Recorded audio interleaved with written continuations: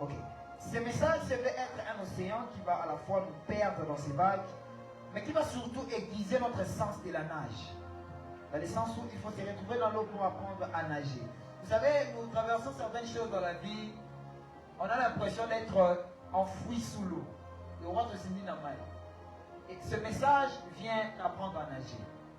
Alléluia. Vous savez, il y a certaines situations, ça te dépasse tellement qu'on a l'impression d'être immergé. Il y a certaines situations qui sont comme immersives. Tu as l'impression d'être sous les vagues. Mais par ce message, tu vas apprendre à nager. Parce que le Dieu qui peut permettre à Pierre de marcher sur les eaux est le même Dieu qui a permis à Jonas de traverser, de voyager dans les eaux. Est-ce que tu me comprends? Les eaux peuvent signifier nos problèmes. Dans certaines dimensions, Dieu peut t'emmener à planer, à aller au-delà de tes problèmes, c'est-à-dire à dominer tes problèmes. Mais dans certaines situations aussi, Dieu permet carrément que tu entres dedans. Que tu sois vraiment à l'intérieur de tes problèmes. C'est-à-dire que tu as l'impression que tu m'as maman où elle est lieu. Mais ce que j'aime avec le Seigneur, c'est que si la marche de Pierre sur l'eau ne peut pas nous enseigner, l'immersion de Jonas devient une prophétie pour Christ. Si parce que Pierre a marché sur les eaux, on ne peut rien retenir comme enseignement.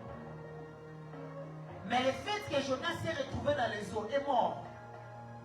Cette image, cette perspective peut devenir la prophétie de Jésus-Christ. Parce que quand Jésus viendra, il ne parlera pas de Pierre qui a marché sur les eaux, mais il parlera de Jonas qui fut avalé pendant 3 jours. Qu'est-ce que je vais te dire concrètement?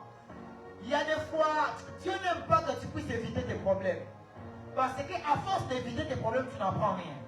Mais quand tu entres vraiment dans les problèmes, quand vraiment ces problèmes-là semblent t'avoir surmonté, quand tes problèmes-là semblent t'avoir vaincu, c'est là que tu ressors avec un enseignement.